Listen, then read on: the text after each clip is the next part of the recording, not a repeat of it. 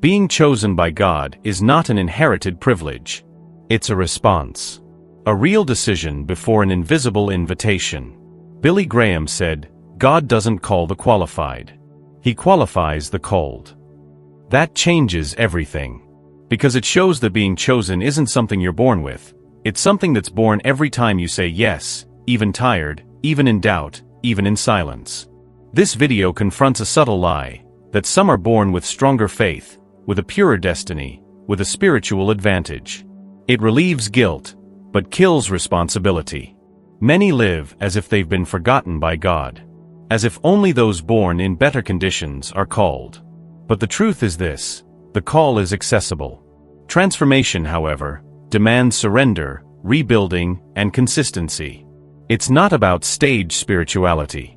It's about quiet faith that endures through time, even without applause. One of the subtlest mistakes in the spiritual walk is confusing charisma with calling. Some people speak well, pray beautifully, move others, and still remain far from the heart of God. Having a gift doesn't mean you're chosen. Satan knows Scripture better than most believers.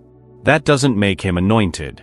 Billy Graham warned, gifts can be tools, but without obedience, they have no foundation. What sustains the calling isn't performance. It's surrender. And here's the trap. When spiritual praise feeds the ego, the mind begins to mistake dopamine for the presence of God. You feel good, but you're no longer being shaped. So ask yourself, in the areas where you serve, teach, or lead, are you offering yourself to God, or are you feeding insecurity with applause? Only one of those paths forms the chosen. The other only distracts the void. Being chosen doesn't begin with revelation. It begins with surrender. The true calling is born in silence, in doubt, in the absence of results. And even so, you remain.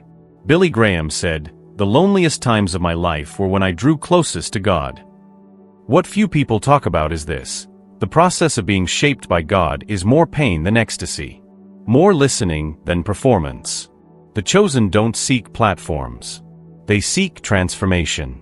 And that unfolds in 3 deep steps. Intentional silence, not as escape, but as space to hear God beyond the noise. Honest confession, without religious filters, without rehearsed lines. Just your raw soul before the Father. Unpopular decisions, because faithfulness often means making choices no one will praise. Being chosen means saying yes when no one sees. Staying when everything in you wants to run. And still believing God is there, shaping something eternal, in secret. Being chosen is a paradox. God already sees you ready, but still waits for you to choose Him too. The Gospel makes it clear, many are called, but few are chosen. Matthew 22 verse 14. This means the response defines the result. The invitation is divine. The acceptance is human. Many are waiting for a sign, something supernatural to say, "You've been called." But the real calling doesn't come with applause. It's revealed in the daily choice to say no to what pulls you away, and yes to living like someone who was set apart. Don't ask, "Am I chosen?" Ask, "Am I choosing to live like someone set apart by God today?" Spiritual identity is like a seed. It needs watering, protection, cultivation.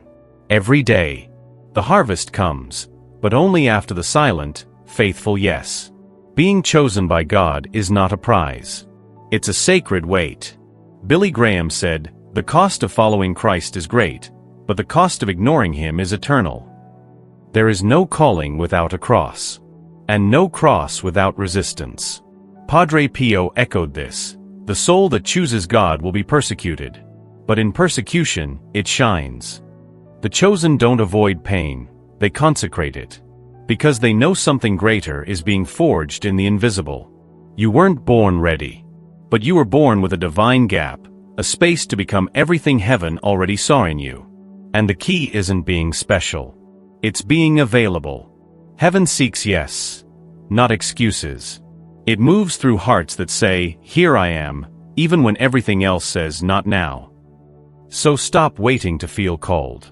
Start living like someone who already was. Because you aren't born chosen, you become one. By choosing God. Every day.